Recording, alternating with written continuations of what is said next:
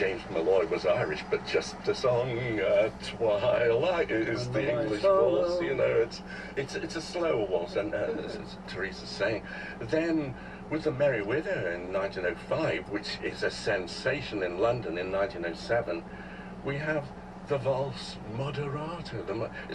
It falls a little bit between the two, but the Merry Widow waltz, da da da da da, it's a little faster than the English waltz, slower than the Viennese waltz. It sets off another waltz craze.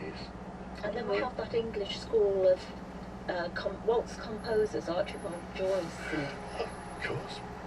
So it went down well on the Titanic, but then it also went down badly on the Titanic as well. What seems to me is that it keeps getting an extra charge. It's going well, and then Boleros come in, it goes in better. It seems to be hurting a bit, and then this English waltz comes in. Does it all sort of recharge itself? It sort of recharges itself now. It does, Strictly. It does, and you know that even today, this morning I was listening to the radio and I heard someone singing Moon River. I thought, oh, it's a waltz. They must know I'm participating in a program about waltzing.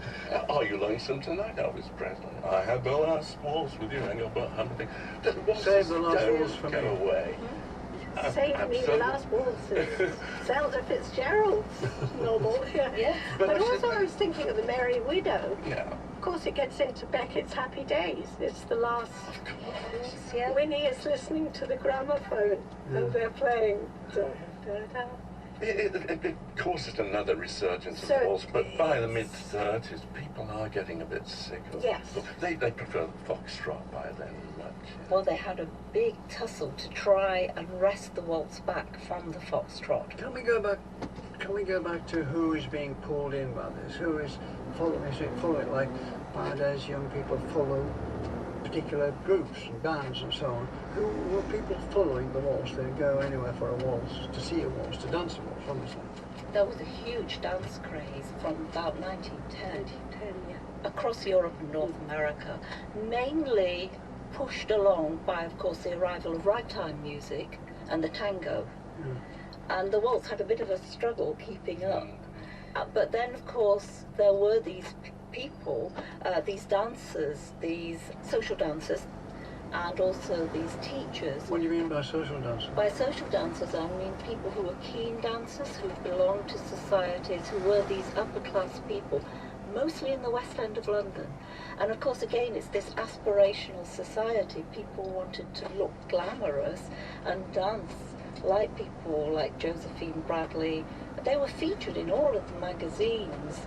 George Fontana, Victor Sylvester, of course, all of these people who had a hand in actually really not quite cementing, but certainly tidying up and saying, no, a waltz has got to be 2 steps, and the 3rd step you pull the feet together. It's not a foxtrot, which is more open-ended. I was going to say that yes, there were men who were good at dancing, whose services would be for hire in some ballrooms. For a time, Victor Sylvester as well, although he became obviously a ballroom champion himself. But interesting enough, they were known as gigolos sometimes, weren't they? They were. Well, I mean, when I went to like to comment on that. Well, no, you see, that's the connotation of the word you're taking. But when I on one holiday, Blackpool with my father, we went to the Tower Ballroom, and these men sitting around, and they were called the gigolos. They didn't mean they picked up the women to take them to bed. It meant that women were looking lonely, and they picked them up to dance with them, so that the thing would go with the band. Well, you didn't hear of it? You no, don't know about it? That's amazing. Called gigolos, but I'll obviously take your word for it now. Yeah, I would if I were you. Because I talked to one of the blokes and he was very pleased about being a gigolo. He called it a gigolo. That's exactly how my mother referred to them as well. Yes, so you know about gigolos. Yes, There's 2 of us here, and 1 of you. We're doing well. Oh, well, my ignorance is now on display for all. I'm on the fence because I think that whole issue of improvisation is so interesting. You know, the fact that anyone can do it, and yet but there's an interesting aspect with the Victorian. You couldn't really do much in the way of improvisation because you were still tied.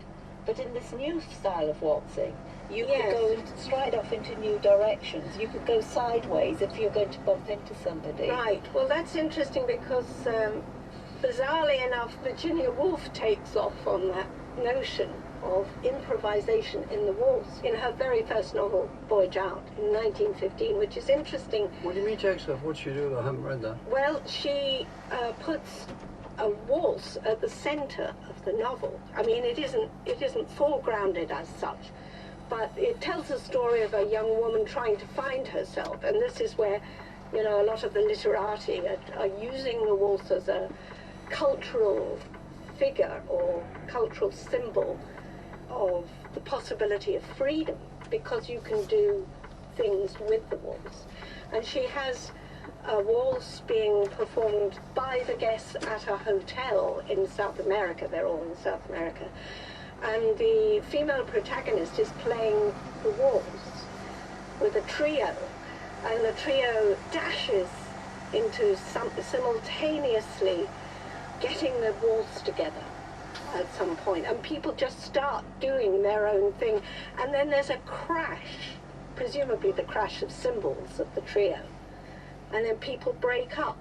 What Woolf is doing there is she's showing that there is a darker side to the waltz, so there's a kind of potential for fragmentation as well as for harmony and getting together. Derek, That you're is looking- interesting because that has a history, because Liszt wrote 4 Mephisto waltzes, you know, where the waltz becomes the devil's genre, and there's a kind of seedy side to the waltz.